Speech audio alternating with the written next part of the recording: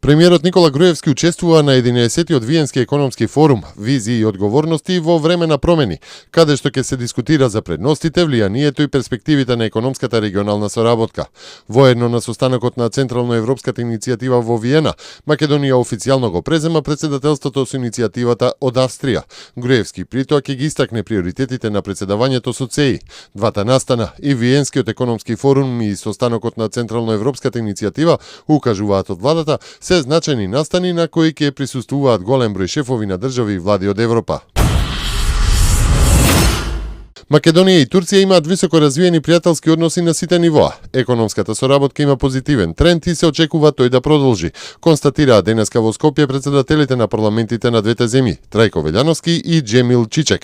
Председателот на големото народно собрание имал средба со турските деловни луѓе во Македонија, кои, како што изјави, побарале од него поддршка за добивање земја за безцаринска зона околу Гевгелија. Мислиме дека тоа ќе биде силен придонес за севкупните односи помеѓу двете земји и за регионалниот мир и стабилност, изјави Чичек.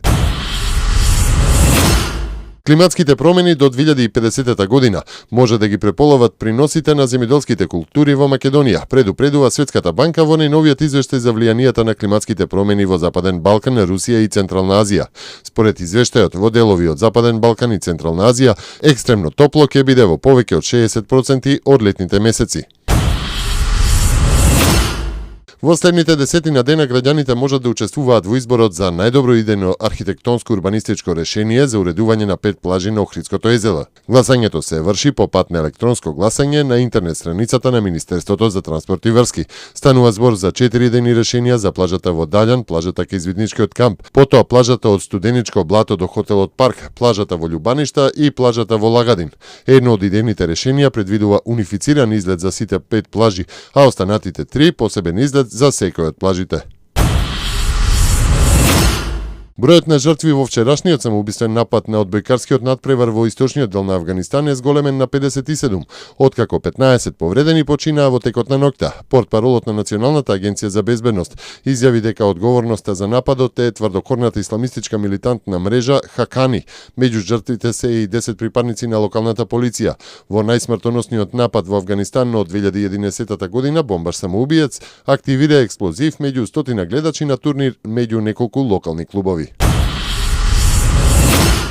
Председателот на Руската државна дума, Сергеј Наришкин, како грубо го оцени барањето на Европската унија до Србија за приклучување кон санкциите против Русија.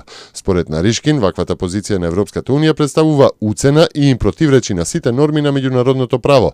Таквите чекори немаат ништо заедничко со принципите на суверена еднаквост, со принципите на почитување на историјата, културата и традицијата на земјата партнер, прокоментира председателот на Државната дума.